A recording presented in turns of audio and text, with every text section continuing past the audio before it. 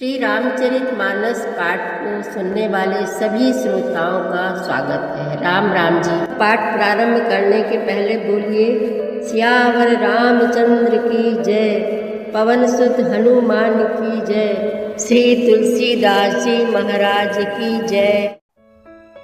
सुनी नारद के वचन तब सब कर मिटा विषाद, छन महु व्यापे सकल पुर, घर घर यह संवाद। तब मैं नाहिमवंतु आनंदे, पुनि पुनि पार्वती पद बंदे। नारी पुरुष शिशु जुबा सयाने, नगर लोग सब अति हर्षाने। लगे होन पुर मंगल गाना, सजे सबहि हाटक घट नाना। भांति अनेक भई ज्यों नारा, सूप शास्त्र जस कछु व्यवहारा। सो जीव नार की जाई बखानी, बसहि भवन जेहि मातु भवानी। सादर बोले सकल बराती, विष्णु विरंचि देव सब जाति। विविध पाति बैठी जीव नारा, लागे परुषन निपुण सुआरा। नारी वृंद सुर जेवत जानी, लगी देन गारी मृदुबानी। गारी मधुर स्वर देहि सुंदरी, विंध्य बचन सुनावहि। भोजन करहि सुर अति विलंब, विनोद सुनि सचु पावहि। जेवत जो बढ़ो आनंदु सौमुख, कोटिहु न परै कह्यो। अचवाई दीन्हे पान गवने, बास जहाँ जाको रह्यो। पार्वती जी की माता मैना ने जब परछन के समय दूल्हे के रूप में शिव जी को देखा, उनका वेशभूषा देखकर वो बहुत दुखी हो गई और विलाप करने लगी और कहने लगी कि पार्वती, तुमको इतना सुंदर बनाया विधाता ने, तो फिर दूल्हा ऐसा क्यों बनाया। तब पार्वती जी ने माता को बहुत समझाया, लेकिन वो नहीं समझ पाई। यह समाचार जब हिमांचल को पता चला तो वो महलों में आए नारद जी को लेकर, और साथ में सप्तऋषि भी आए।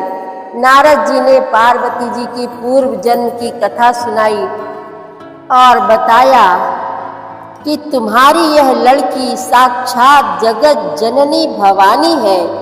ये अजन्मा अनादि और अविनाशिनी शक्ति है, सदा शिव जी के अर्धांग में रहती हैं।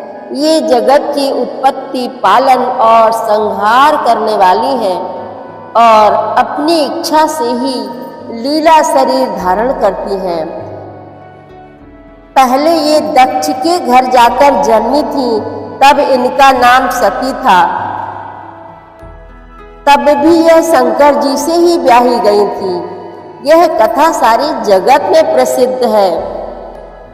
अब इन्होंने तुम्हारे घर जन्म लेकर अपने पति के लिए कठिन तप किया है, ऐसा जानकर संदेह छोड़ दो। पार्वती जी तो सदा ही शिव जी की प्रिया अर्धांगिनी है। तब नारद के वचन सुनकर सबका विषाद मिट गया और क्षण भर में यह समाचार सारे नगर में घर घर फैल गया। तब मैना और हिमवान आनंद में मग्न हो गए और उन्होंने बार बार पार्वती के चरणों की वंदना की। स्त्री पुरुष बालक युवा और वृद्ध, नगर के सभी लोग बहुत प्रसन्न हुए। नगर में मंगल गीत गाए जाने लगे और सबने भांति भांति के सुवर्ण के कलश सजाए। पाक शास्त्र में जैसी रीति है उसके अनुसार अनेक भांति की ज्योनार हुई, तरह तरह की रसोई बनाई गई। जिस घर में स्वयं माता भवानी रहती हो वहाँ की ज्योनार भोजन सामग्री का वर्णन कैसे किया जा सकता है। हिमांचल ने आदर पूर्वक सब बारातियों को, विष्णु, ब्रह्मा और सब जाति के देवताओं को बुलाया। भोजन करने वालों की बहुत सी पंक्तियां बैठी, चतुर रसोइये परोसने लगे। स्त्रियों की मंडलियां देवताओं को भोजन करते जानकर कोमल वाणी से गालियां देने लगी।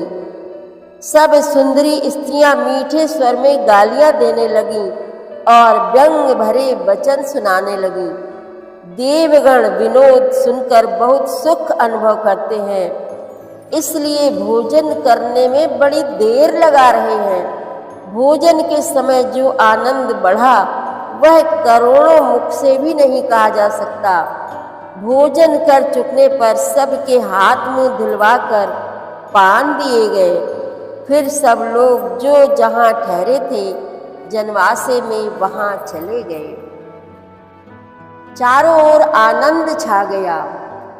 बहुरी मुनि ने हिमवंत कहूँ लगन सुनाई आई, समय बिलो की विवाह कर पठये देव बुलाई।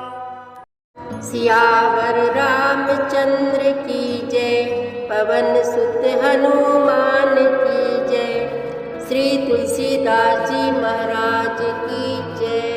प्रतिदिन श्री रामचरितमानस पाठ में शामिल होने के लिए हमारे चैनल अपनी विरासत को सब्सक्राइब कर लीजिए और घंटी का बटन भी दबा दीजिए, जिससे रोज़ सुबह 7 बजे आपके मोबाइल में एक दोहा रामायण पाठ का आ जाएगा।